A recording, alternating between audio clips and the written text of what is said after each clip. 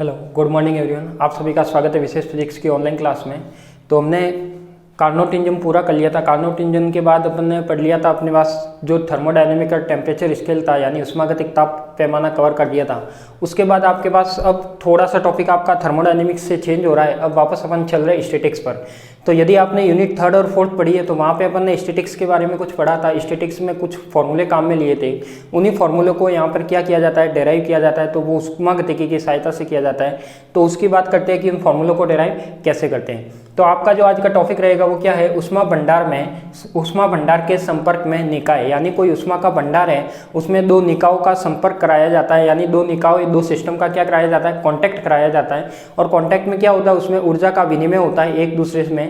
तो वो इस तरीके से अपन क्या निकाल सकते हैं। देखो यहाँ पे जो आपका टॉपिक रहेगा वो क्या रहेगा, उष्मा भंडार के संपर्क में निकाय, जिसे इंग्लिश में बोलते हैं system in contact with A heat reservoir.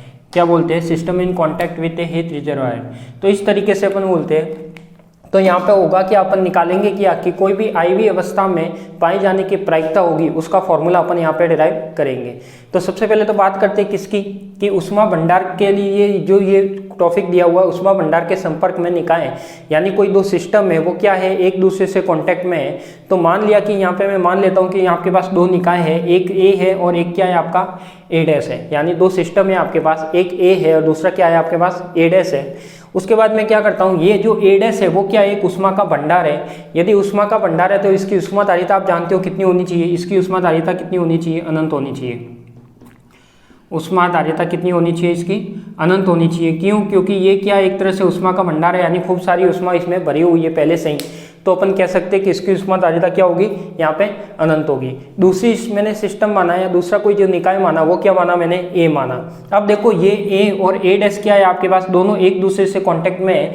यानी जो इसके ये बीच वाली दीवार है, इसमें ऊर्जा का विनिमय ये आराम से कर सकता है। तो अपन बोल सकते हैं कि ये दोनों सिस्टम है वो कैसे एक दूसरे से कॉन्टैक्ट में है और इसमें क्या करते हैं, दोनों एक दूसरे से संपर्क में है। यदि मैं इसकी एनर्जी की बात करता हूँ, तो आप बता सकते हो मैंने इसकी एनर्जी क्या मानी, इसकी एनर्जी माने ई मानी, इसकी एनर्जी मैंने क्या मानी, ई डैश मानी। क्या मानी, ए की एनर्जी ई मानी और ए डैश की एनर्जी क्या मानी, मैंने ए डैश मानी, ई डैश मानी। तो आप बता सकते हो कि एनर्जी किसकी ज़्यादा होगी, जिसमें ऊर्जा ज़्यादा होगी उसकी एनर्जी ज़्यादा होगी। तो आपका उष्मा का भंडार ये है, बहुत रूप से उष्मा ज़्यादा किस में है, इस वाले में है, ए डैश में है। तो मैं कह सकता हूँ कि जो ई डैश होगा वो ई के कंपेयर में क्या होगा, बड़ा होगा। यानी ई तो क्या होगा, छोटा, और ई डैश क्या होगा, बड़ा होगा। अब मैं यहाँ पे जो प्रोबेबिलिटी निकालनी है, आपको क्या निकालना है यहाँ पे, प्रोबेबिलिटी सम डिस्ट्रीब्यूशन फंक्शन यानी प्रायिकता वितरण फलन निकालना है। तो प्रायिकता वितरण फलन निकालने के लिए क्या किया, मैं एक केस कंसीडर कर रहा हूँ। मैंने क्या माना था, यहाँ पे दो सिस्टम माने थे। उन दो सिस्टम यानी दो निकाय थे आपके पास, दोनों निकायों को मिलाकर मैं एक संयुक्त निकाय, तीसरे निकाय का निर्माण करता हूँ। क्या करता हूँ, आपके पास दो निकाय थे ए और ए डैश, उन दोनों को मिलाकर मैं क्या कर रहा हूँ, तीसरे निकाय का निर्माण कर रहा हूँ। यानी जब इन दोनों को मिलाऊंगा तो मैं क्या कर सकता हूँ, एक कह सकता हूँ कि एक तीसरे निकाय का निर्माण हो रहा है, जिसे मैंने नाम दे दिया ए स्टार। तो यहाँ पे देखो, मैं यदि ऊर्जा संरक्षण का नियम लगाऊं यानी एनर्जी कंजर्वेशन लॉ लगाऊं, तो यहाँ पे आप कह सकते हो कि देखो ये क्या मिला, दोनों मिलकर क्या बताया, एक तीसरा सिस्टम बनाया जिसकी एनर्जी कितनी होगी, ई स्टार, जिसको मैंने नाम क्या दिया, ए स्टार। क्या नाम दिया, ए स्टार, और जिसकी एनर्जी क्या होगी आपकी, ई स्टार। तो ये इन दोनों से मिलकर बनेगा।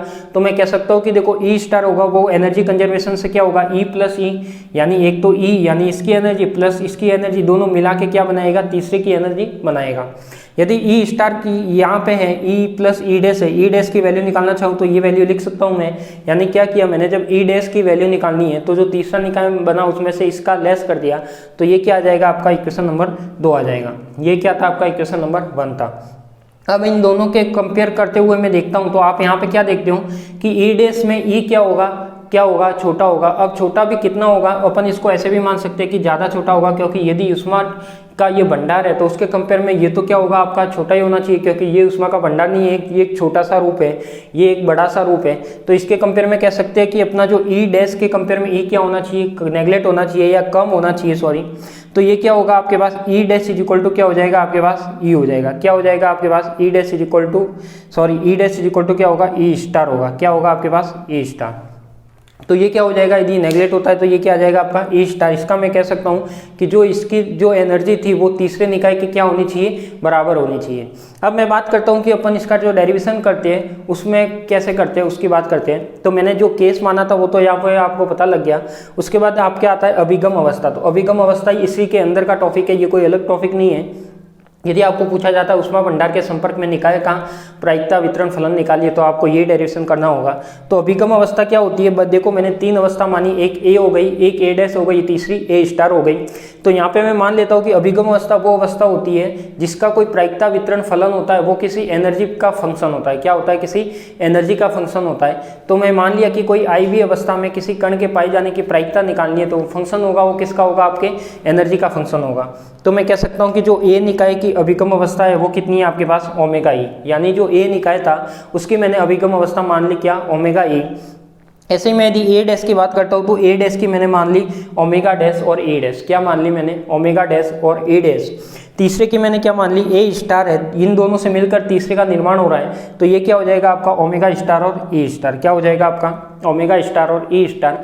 और आप जानते हो कि जो प्रायिकता वितरण फलन होता है वो क्या होता है, जो प्रायिकता वितरण फलन होता है वो क्या होता है आपके पास, ई की power minus beta E upon में सिग्मा ई की पावर माइनस बीटा ई। तो अपन ये प्रूफ भी करेंगे अभी आगे जाके, तो प्रूफ भी होगा। ये वाला जो फॉर्मूला ये अपन यहाँ पे प्रूफ करने वाले हैं। तो ठीक है, ये वाला प्रूफ करेंगे। ये अपन ने केस मान लिया कि 2 निकाय मिलकर तीसरे निकाय का निर्माण करते हैं। जो इसकी अभिगम अवस्था में जो ओमेगा या ई होगा वो किसका होगा, इसकी जो प्रायिकता होगी वो क्या होगी, एक एनर्जी का फंक्शन होगी। ठीक है, तो अब अपन बात करते हैं इसके गणितीय विश्लेषण की। किसकी बात करते हैं अपन, गणितीय विश्लेषण की। तो इसमें देखते हैं क्या है। मान लिया प्रायिकता सिद्धांत क्या कहता है कि कोई भी प्रोबेबिलिटी होगी वो मैंने क्या माना, किसी एनर्जी का फंक्शन के समानुपाती होगी। तो यहाँ पे मैं मान लिया कि कोई स्टेट मान रहा हूँ, उस स्टेट को मैंने नाम दे दिया क्या, ओमेगा। क्या नाम दे दिया मैंने, ओमेगा। यदि मैं पीई की बात करता हूँ तो मान लिया कि जो पीई है, अब मैंने क्या बोला कि यहाँ पे आपने क्या देखा था कि जो ई डैश है, क्या है आपका ई डैश है, मतलब जो उष्मा का भंडार है वो क्या है, संयुक्त निकाय के एनर्जी के बराबर है। यहाँ से आपको पता लग रहा है। तो क्या मैं इसको मान सकता हूँ कि जो पीई होगी, टोटल प्रोबेबिलिटी की बात करूँ तो मैं या तो ई स्टार मान लूँ या फिर ई डैश मान लूँ। तो आपके पास जो पहले से है उसके बड़ा इक्वल मान लो। तो ये मैंने क्या मान लिया, ओमेगा डैश और ई डैश मान लिया। यानी मैं कह सकता हूँ कि जो प्रायिकता वितरण फलन था वो किसके समानुपाती था, जो उष्मा भंडार की एनर्जी थी या उसकी अभिगम अवस्था की जो एनर्जी थी उसके समानुपाती था। तो यहाँ पे समानुपाती हटेगा तो यहाँ पे क्या आएगा, एक कांस्टेंट आ जाएगा। वो क्या आ गया आपका, सी आ गया। उसके बाद मैंने यहाँ से आप जानते हो ये वाला रिलेशन अपन ने काम में लिया है। देखो यहाँ पे E dash is equal to क्या होता है, ई स्टार माइनस का ई होता है। क्या मैं इसकी जगह, ये ई डैश है, इसकी जगह मैं ये वाली वैल्यू रख सकता हूँ। तो मैंने क्या किया, ये वाली वैल्यू रख दी। क्लियर। अब इसके आगे क्या करना है, ये आपका क्या है, omega dash E star minus E का अपन को वैल्यू निकालनी है। अब इसकी वैल्यू देखो, डायरेक्ट तो कोई ऐसा मेथड नहीं है जो अपन इसकी डायरेक्ट वैल्यू फाइंड आउट कर सकें, बट यहाँ पे एक टेलर सीरीज काम में ली जाती है। तो मैथमेटिक्स में आपने टेलर सीरीज पढ़ी होगी, टेलर सीरीज कैसे फाइंड आउट करते हैं वो आपको ध्यान होगा थोड़ा सा बहुत। तो देखो टेलर सीरीज में होता क्या है आपके पास, मान लिया कि जो फंक्शन था जिसकी वैल्यू निकालनी है उसका क्या ले लिया मैंने, लॉग ले लिया। क्या ले लिया, लॉग ले लिया। तो ये मैंने क्या ले लिया, इसका लॉग ले लिया। क्या ले लिया, लॉग ले लिया। लॉग लेने के बाद क्या किया, सबसे पहले मैं इसका लॉग इसके साथ लिखूंगा, यानी ई स्टार के साथ लिखूंगा। तो ये क्या हो गया, log omega dash E star हो गया। फिर इसके पास जो दूसरा फंक्शन था आपके पास, यानी जिसका लॉग लिया ये फर्स्ट वाले का, इसी का क्या करना है, ई के रेस्पेक्ट में क्या करना है, अवकलन करना है। तो ये क्या हो जाएगा, देखो ई इसका ही मैंने क्या किया, ई के रेस्पेक्ट में अवकलन किया, यानी जो दूसरा फलन था उसके रेस्पेक्ट में अवकलन करना है फर्स्ट वाले का। तो ये क्या हो जाएगा, del upon del E log dash और ई स्टार, और जो फलन बचा वो क्या आएगा आपका पास में। अब इसके आगे और आता, उसमें ई की पावर स्क्वायर आता। तो मैंने क्या किया, जो ई की उच्च घात आ रही थी उसको क्या मान लिया, नगण्य मान लिया। मैंने केवल 2 टर्म काम में लिए। तो ये क्या हो जाएगा आपका, log E omega dash E star minus E. ये वाली टर्म तो सेम ऐसे की ऐसे है, ये वाली टर्म क्या है आपकी, ऐसे की ऐसे। अब जो ये वाली टर्म थी, ये वाली जो टर्म थी log omega dash E star, इसको मैं क्या ले आया, इधर ले आया। क्या ले आया, इधर ले आया। तो ये क्या हो गई, टर्म माइनस में आ गई, इसलिए यहाँ पे क्या आ गया, माइनस आ गया। इज इक्वल टू आपके पास क्या आई, ये वाली टर्म आई। अब मैं यहाँ पे कह सकता हूँ कि जो लॉग ई है omega dash E star minus का ई ओमेगा डैश और ई स्टार है, क्या मैं इसको ऐसे मान सकता हूँ, ये देखो लॉग में है, ये भी लॉग में है, बीच में माइनस है। क्या मैं इसको लॉग ए अपॉन बी की फॉर्म में लिख सकता हूँ, तो लिख दिया। लॉग ए अपॉन में बी क्या होता है, लॉग ए माइनस लॉग बी होता है। तो उसके जगह मैंने ये लिख दिया। ये टर्म ऐसे की ऐसे रखी, तो ये टर्म मैंने क्या की, ऐसे की ऐसे रख दी। ठीक है, क्या किया, ऐसे की ऐसे रख दी, और साथ में जो आपका ई आ रहा था उस ई को भी रख दिया। ये यहाँ पे नहीं लिखा था। तो ये क्या हो गया, देखो अब मैं यहाँ पे जो ये वाली टर्म है, जो ये वाली टर्म है, इसको मैंने क्या मान लिया, क्या मान लिया, बीटा मान लिया। क्या मान लिया, बीटा मान लिया। तो यहाँ पे ये क्या हो जाएगा, देखो log e ओमेगा, ये वाली टर्म तो ऐसे की ऐसे, और इधर क्या आ गया, जो माइनस था वो माइनस ऐसे का ऐसे। इस टर्म को मैंने क्या माना, बीटा माना, तो ये बीटा आ गया, और e जो पहले से ही था तो e पहले से ही आ गया। अब मैं log को हटाऊंगा तो क्या होगा, ये e इधर आएगा यानी एक्सपोनेंशियल होगा, तो e की पावर माइनस का क्या हो जाएगा, बीटा e हो जाएगा। उसके बाद क्या करूंगा, इस ओमेगा को मैं इधर भेज देता हूँ, तो ये वाली टर्म ऐसे बन जाएगी। अब मैं देखो यहाँ पे समीकरण 3 व 4 से देखता हूँ, तो 3 कौन सी है आपके पास, ये वाली। यदि मैं इसकी वैल्यू निकालता हूँ, किसकी, omega dash E star minus E की वैल्यू कहाँ से निकालता हूँ, समीकरण नंबर 3 से, तो ये क्या हो जाएगा, पी ई अपॉन में सी इधर जाएगा, तो ये मैंने क्या लिख दिया, पी ई अपॉन में सी आ गया। ये टर्म जो थी ऐसे की ऐसे रख दी। अब यदि मैं सी को इधर भेजता हूँ तो ये क्या आ जाएगा, P is equal to C omega E dash E की पावर माइनस बीटा ई। अब देखो ये पूरा आपका एक कांस्टेंट मान सकता हूँ, तो उसको मैंने नाम दे दिया क्या, सी डैश। तो ये क्या हो जाएगा, P E is equal to C dash E की पावर माइनस बीटा ई। ठीक है, यदि अपन आई वी अवस्था में बात करते हैं तो यहाँ पे ई आई आ जाएगा, यहाँ पे ई आई आ जाएगा। क्लियर। अब यही आपका जो कहलाता है वो क्या कहलाता है, प्रायिकता वितरण फलन कहलाता है। क्या कहलाता है, प्रायिकता वितरण फलन कहलाता है। तो अभी देखो सम वितरण फलन नहीं निकला है, पार्टीशन फंक्शन नहीं निकला, अभी तो केवल क्या निकला है, प्रायिकता वितरण फलन निकला है। तो एक बार आप इसको लिखिए, फिर अपन क्या करेंगे, इस सी डैश की वैल्यू निकालेंगे। तो सी डैश की वैल्यू वापस इसमें रखेंगे, तब आपका क्या आ जाएगा, सम वितरण फलन आ जाएगा, पार्टीशन फंक्शन आ जाएगा। तो एक बार आप टॉपिक लगाइए, ऊष्मा भंडार के संपर्क में निकाय, और जो जो अपन ने माना है, जो जो थ्योरी अपन ने कंसेप्ट की है वो लिखते हैं पहले। तो आप पहले लिखिए ऊष्मा भंडार के संपर्क में निकाय, फिर ये वाला डायग्राम बनाइए। ये वाला डायग्राम कहीं भी साइड में बना देना छोटा सा।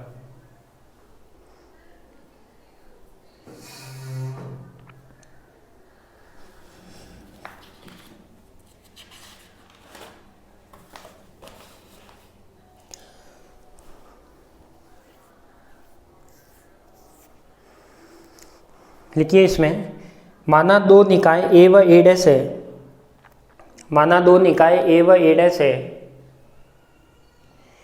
ए डैश निकाय ऊष्मा का भंडार है, ए डैश निकाय ऊष्मा का भंडार है, और इसके कारण इसकी ऊष्माधारिता अनंत होती है, और इसके कारण इसकी ऊष्माधारिता अनंत होती है, और इसके कारण इसकी ऊष्माधारिता अनंत होती है। यह दोनों निकाय ऊष्मीय संपर्क में है, यह दोनों निकाय ऊष्मीय संपर्क में है, यह दोनों निकाय ऊष्मीय संपर्क में है,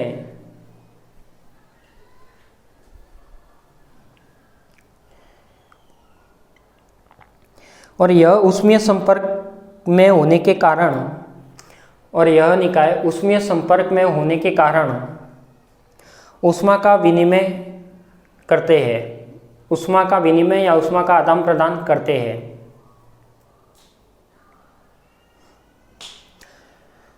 फिर नई लाइन से लिखना, यह दोनों निकाय मिलकर एक संयुक्त निकाय का निर्माण करते हैं, यह दोनों निकाय मिलकर एक संयुक्त निकाय का निर्माण करते हैं, यह दोनों निकाय मिलकर एक संयुक्त निकाय का निर्माण करते हैं। माना यह संयुक्त निकाय ए स्टार है, माना यह संयुक्त निकाय ए स्टार है, माना यह संयुक्त निकाय ए स्टार है,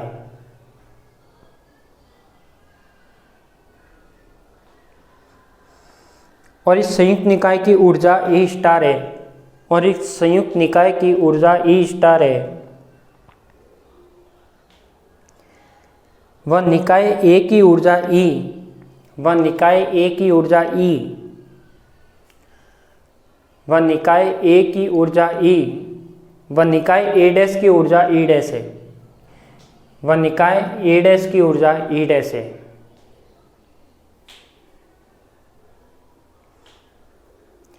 अब आप यहां तक लिख लो, ये जो यहां से लिखा हुआ ये वाला तो मत लिखना, ये नहीं लिखना,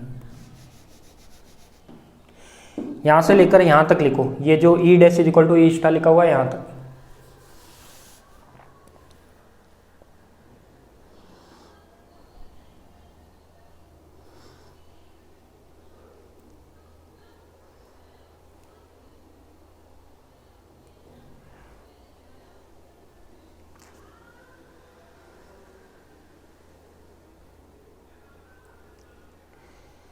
फिर लिखिए आप अभिगम अवस्था, फिर क्या लगाइए अभिगम अवस्था, और इसकी पहले डेफिनेशन लिख लीजिए।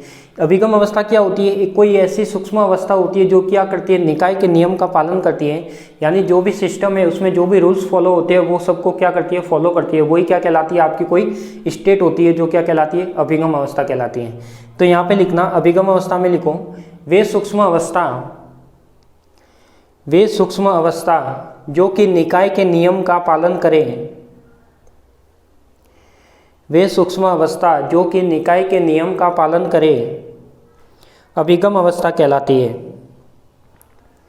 वे सूक्ष्म अवस्था जो कि निकाय के नियम का पालन करे अभिगम अवस्था कहलाती है। और अभिगम अवस्था ऊर्जा पर निर्भर करती है, और अभिगम अवस्था ऊर्जा पर निर्भर करती है, और अभिगम अवस्था ऊर्जा पर निर्भर करती है। अतः अभिगम अवस्था को ऊर्जा के फलन के रूप में व्यक्त करते हैं। अतः अभिगम अवस्था को ऊर्जा के फलन के रूप में व्यक्त करते हैं। अतः अभिगम अवस्था को ऊर्जा के फलन के रूप में व्यक्त करते हैं। इसे ओमेगा ई से व्यक्त करते हैं, इसे ओमेगा ई से व्यक्त करते हैं, ये वाला लिखना, इसे ओमेगा ई से व्यक्त करते हैं, इसे ओमेगा ई से व्यक्त करते हैं।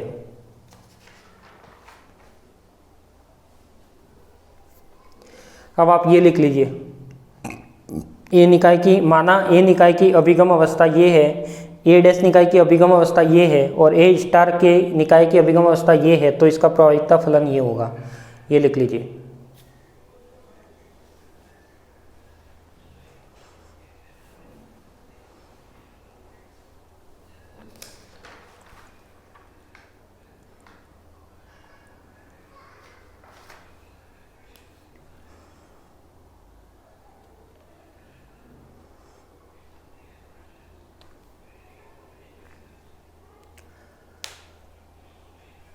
ये लिखने के बाद लगा देना आप गणितीय विश्लेषण, मैथमेटिकल एनालिसिस।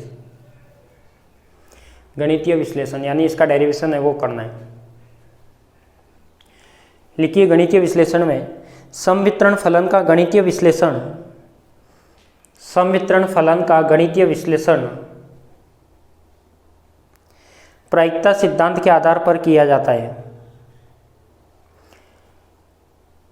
प्रायिकता सिद्धांत के आधार पर किया जाता है। अब जो मैंने यहाँ तक कंप्लीट रूप से ये वाला पोर्शन और ये वाला पोर्शन जहाँ तक लिखा हुआ इक्वेशन नंबर 5 तक वो कंप्लीट लिख लो, ये वाला और ये वाला, ये आपका बीच में क्या लिखा हुआ है, टेलर सीरीज, ठीक है।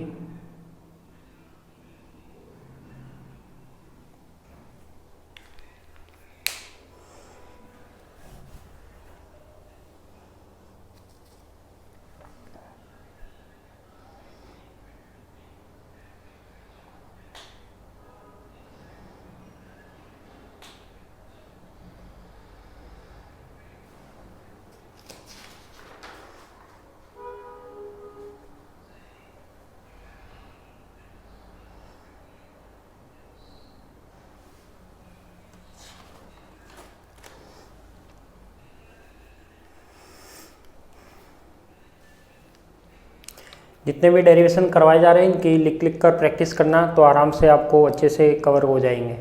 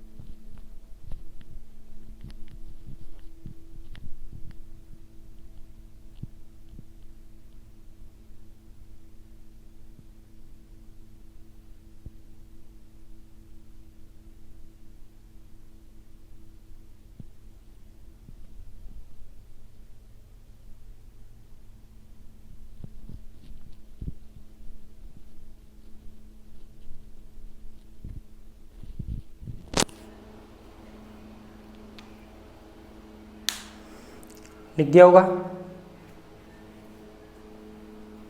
थोड़ा स्पीड रखो।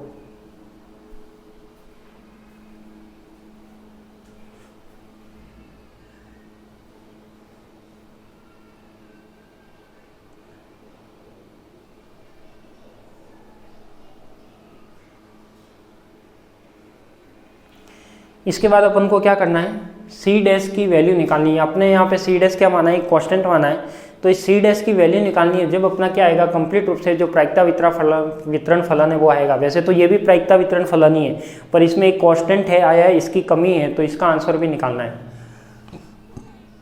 ये वाला तो हटा दूं मैं।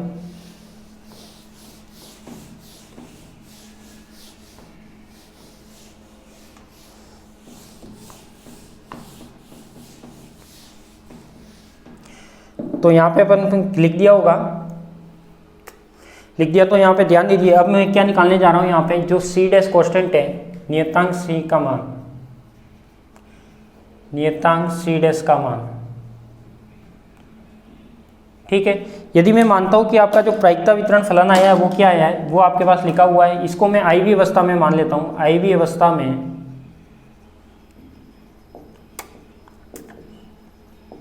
प्रायिकता वितरण फलन, ध्यान देना सभी यहाँ पे बोर्ड पे। जब आई वी अवस्था के लिए बात करता हूँ तो मैंने क्या बताया कि सबके लिए क्या आ जाएगा, ई आई आ जाएगा। तो पी हो जाएगा आपके पास, क्या हो जाएगा, ई आई हो जाएगा, सी डैश हो जाएगा, और ई की पावर माइनस बीटा, और क्या हो जाएगा आपके पास, ई आई हो जाएगा।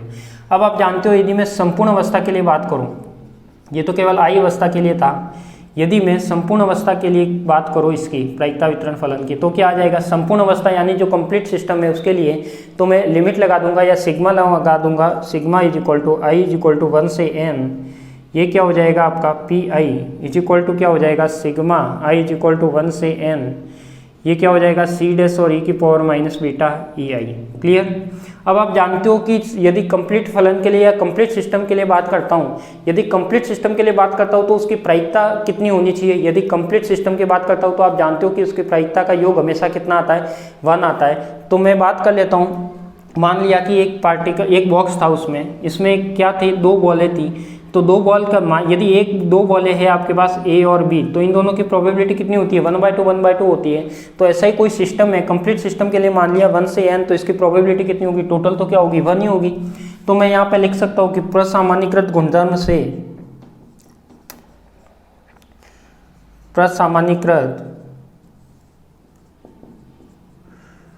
गुणधर्म से, प्रसामान्यीकृत गुणधर्म से प्रायिकता का योग, प्रायिकता का योग कितना होता है आपका, 1 होता है। कितना होता है, प्रायिकता का योग 1 होता है। जब मैं प्रायिकता का योग 1 होता है, इसका मतलब मैं यहाँ पे तो क्या लिख सकता हूँ 1, तो इसका मतलब ये क्या हो गया, आई इज इक्वल टू 1 से n, P E I is equal to क्या हो गया आपका 1 हो गया। जब ये वाला 1 हो गया तो मैं यहाँ पे कह सकता हूँ कि 1 इज इक्वल टू ये क्या हो जाएगा आपका sigma I is equal to 1, और ये सी डैश आगे आ जाएगा, और ये क्या हो जाएगा ई की power minus beta E I. क्या मैं सी डैश की वैल्यू निकालनी है, इसका मतलब ये क्या हो जाएगा आपके पास 1 में sigma I is equal to 1 से n ई की power minus beta E I, क्या हो जाएगा, ये वाली फंक्शन हो जाएगी। अब मैं ये सी डैश की वैल्यू कहाँ रखूँगा, समीकरण नंबर 5 में अपने पास कांस्टेंट की वैल्यू आ गई, तो ये हो जाएगा आपके पास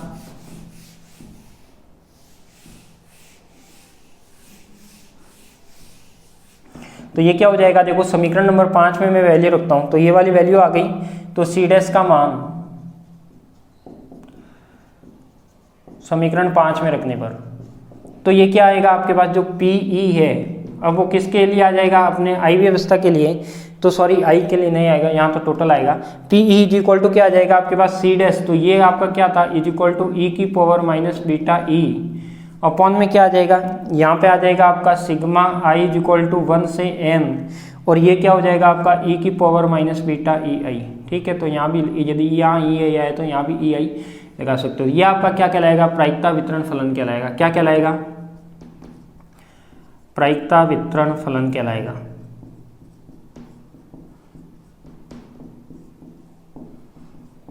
तो मैंने जब आपको 3rd यूनिट पढ़ाई थी थर्ड यूनिट में मैंने बताया था कि जो ये वितरण वहाँ पे क्या क्या काम में लिया था, डायरेक्ट काम में लिया था। अब यहाँ पे अपन ने क्या किया, इसका डेराइव किया है कि ये कैसे आता है, तो इस तरीके से इसको डेराइव किया जाता है। तो ये आपका क्या कहलाएगा, प्रायिकता वितरण फलन, या फिर इसको कैनोनिकल वितरण फलन भी कहते हैं। क्या,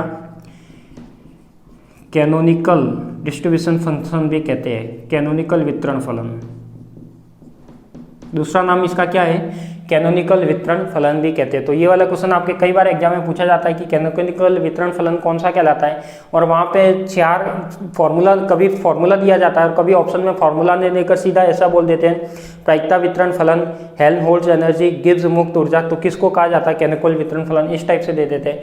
या फिर कोई 4 फॉर्मूले दे देते हैं, एक एंथैल्पी का दे देगा, एक हेल्महोल्ट्ज ऊर्जा का दे देगा, एक गिब्स मुक्त ऊर्जा का दे देगा, एक एंट्रोपी का दे देगा, इस टाइप से आपको पूछ सकते हैं। तो ये क्या कहलाता है, आपका कैनोनिकल वितरण फलन भी कहलाता है। तो ये दोनों एक ही वर्ड है, ठीक है, कैनोनिकल वितरण फलन और प्रायिकता वितरण फलन। तो ये वाला लिख दीजिए, ये क्या था आपका सी डैश का मान था। तो यहाँ से ये वाला क्लियर हो गया, और यहीं पे इसका डायरेक्शन क्या हो जाता है, एंड हो जाता है।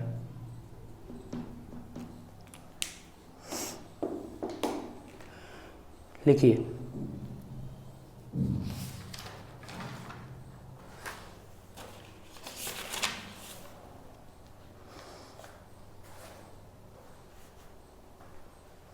इसको नंबर देना हो तो कौन सा दोगे, 6।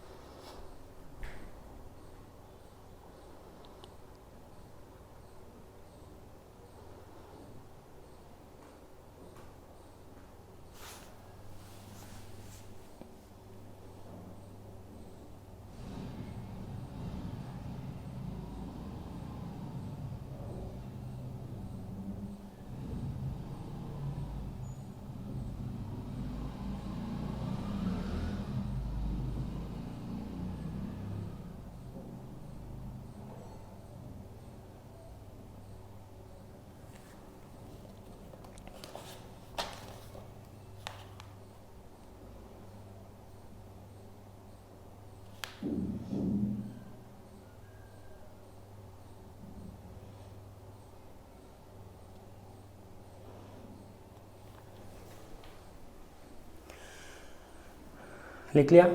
आगे लिखना समीकरण 6 प्रायिकता वितरण फलन, समीकरण 6 प्रायिकता वितरण फलन या कैनोनिकल वितरण फलन कहलाता है। समीकरण 6 प्रायिकता वितरण फलन या कैनोनिकल वितरण फलन कहलाता है। और इस समीकरण में उपस्थित चर घातांकीय गुणांक e की पावर माइनस बीटा ई आई और इस समीकरण में उपस्थित चर घातांकीय गुणांक e की पावर माइनस बीटा ई आई बोल्ट्जमान गुणक कहलाता है। क्या कहलाता है, बोल्ट्जमान गुणक कहलाता है।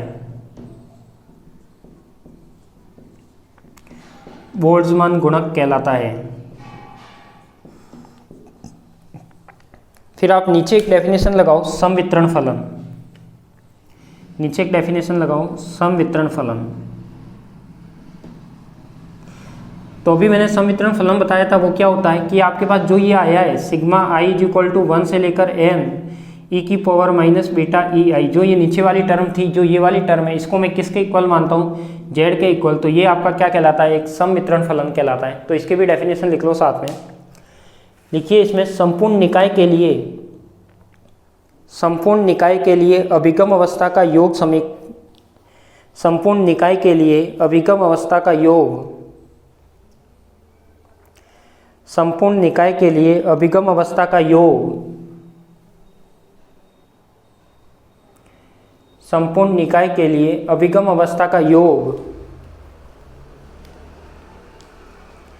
समवितरण फलन कहलाता है। अभिगम अवस्था का योग समवितरण फलन कहलाता है।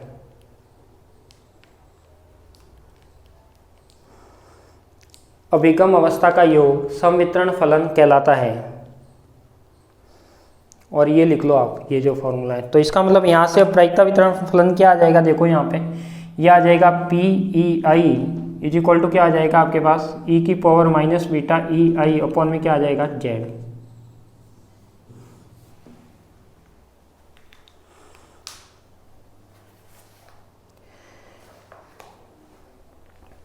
इसको नंबर दे देना कितना, 7। लिख लेना समीकरण 7 समवितरण फलन के रूप में, समीकरण 7 समवितरण फलन के रूप में प्रायिकता वितरण फलन को व्यक्त करता है। समीकरण 7 समवितरण फलन के रूप में प्रायिकता वितरण फलन को व्यक्त करता है। तो ये क्या हो गया आपके पास, जो पार्टीशन फंक्शन हो गया किसका, प्रोबेबिलिटी के लिए, या फिर ऐसे भी बोल सकते हो कि पार्टीशन फंक्शन है, इस पूरे को अपन क्या बोल सकते हैं, पार्टीशन फंक्शन, ठीक है, समवितरण फलन। तो ये आपका क्या हो गया, डेराइव हो गया। तो आपको कैसे निकाला ये आपको पता लग गया होगा, कुछ ज़्यादा हार्ड काम नहीं है। इसमें क्या माना मैंने, 2 अवस्था मानी थी, 2 सिस्टम माने थे, उन दोनों को मिलाकर एक तीसरा सिस्टम माना। एनर्जी ई डैश और ए स्टार मानी, ए डैश ए स्टार क्या माने, तीनों निकाय माने, तीनों को मिला दिया। फिर आपके पास जो भी आया वो इस टाइप से, इसको सॉल्व करने पर ये प्रायिकता वितरण फलन आया। यहाँ से सी डैश का मान निकाला। और आप जानते हो कि सभी प्रोबेबिलिटी का योग कितना होता है, 1 होता है किसी भी एक संपूर्ण सिस्टम में। तो इसका ये जो टर्म थी ये क्या आ गया आपके पास, 1। तो आपके पास सी डैश की वैल्यू आ गई, तो आपका पी आई ये आ गया। और जब ये आ गया तो अपन कह सकते हैं कि ये कैनोनिकल वितरण फलन कहलाता है, प्रायिकता वितरण फलन कहलाता है। और यदि पार्टीशन फंक्शन की बात करता है तो इस जेड के रूप में ये क्या कहलाता है, पार्टीशन फंक्शन कहलाता है। तो इस तरीके से अपना ये डायरेक्शन क्या होता है यहाँ पे कंप्लीट होता है। अब इसके बाद जो इसकी एप्लीकेशन थी जो अपन ने यूनिट 3 में काम में ली है, अपन ने यूनिट 3 और 4 में, जिसमें आपने एंथैल्पी, एंट्रोपी, हैंड लोड ऊर्जा, गिब्स मुक्त ऊर्जा, उसमें कुछ फॉर्मूले काम में लिए थे, उन्हीं फॉर्मूलों को यहाँ पर डिराइव करेंगे। तो आज के लिए तो इतना ही, मिलते हैं अपन नेक्स्ट क्लास में इसके एप्लीकेशन के साथ। ठीक है, तो आप सभी को धन्यवाद।